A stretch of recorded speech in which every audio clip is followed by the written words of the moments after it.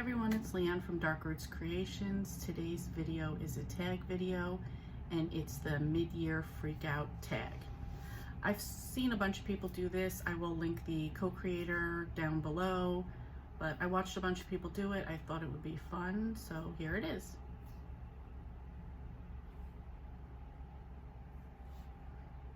So this tag is basically a list of questions that kind of sums up and reviews where you're at with your books so far this year. So I will be putting this out for the beginning of July, but it's going to be based on everything from June. Okay, so the first question is best book you've read so far this year. I'm going to pick two. I could have picked a bunch more, but I'm trying not to like duplicate the same answers too many times for these questions. So for this one, I'm just gonna pick two books, and the other ones, like my other 5 stars, will come later on. So for my best book so far this year, I'm picking The Newcomer by Mary Kay Andrews and Legacy by Nora Roberts. Love both of these, gave them both 5 stars, highly recommend. Question 2 is the best sequel you've read so far this year. And for that, I would say For Better or Worse by Jen McKinley. This is number 13 in the Cupcake Bakery mystery series. I like this one because we revisit a character named Oz who has left the fairy tale bakery and he's now at a new place of employment, and we got to go back and see him a little bit more, and I enjoyed that he was like back with the gang a little bit for this one. Number 3 is a new release you haven't read yet but you want to. For me, that's going to be Golden Girl by Ellen Hildebrand. This came out in June of this year, and one of my favorite authors is Ellen Hildebrand, so anything she puts out is like an automatic read for me.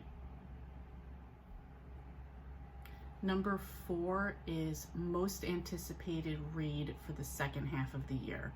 For that one, I have 2 books. The first one is The Therapist by B.A. Paris. That one comes out in July. The second one is Honey Roasted by Cleo Coyle. That's number 19 in the Coffee House Mystery series, and that one is expected to be released in December. Number 5 is Biggest Disappointment. For me, that's A Dark and Stormy Murder by Julia Buckley. That's number 1 in the Writer's Apprentice mystery series. I'm almost 100% sure that this is because I listened to it on audio and I couldn't stand the narrator. This was a book for a book club and everybody else seemed to really enjoy it except for me. I really have to think it's the narrator, but I was just so bored with her. I'm not even interested in the story, so I'm not even going to continue on with the series. Number 6 is The Biggest Surprise. And for me, this was The Death of Bees by Lisa O'Donnell. This is a really beautiful story about different type of people who live in the same area and just how they help each other out and live together. There's so much more to it than that, but that just is like the quick summary of it. Number 7 is favorite new author, debut, or new to me. I'm going to pick 2 again here. It's going to be Riley Sager and Simone St. James. I've read thrillers by both of them. I've been reading both of them for about 2 years now, so they have become favorite authors. They both have, well, Riley Sager has a book coming out this year that I can't wait for, and Simone St. James has another one coming out next year. So yeah, in the thriller genre, I've kind of come to like both of them. I like how they both take like 2 different timelines and how like it comes together in the end. I really enjoy how they each do that one. Number 8 is newest fictional crush. And I went back through all the books from 2020. I don't have a crush on any of these people or characters.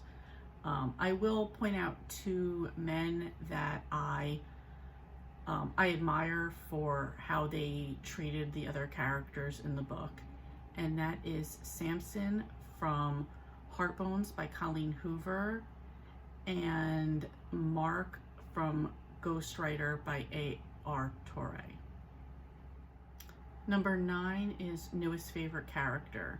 For me, that is going to be Vivian and Tessara Medeiros from the Port St. Frey series. They're two sisters that, despite their family's fall from grace, they each go on a quest to change their fate and restore their family's name. Number 10 is a book that made you cry. Several books made me cry this year. The one I read recently and is still fresh in my mind is 28 Summers by Ellen Hildebrand.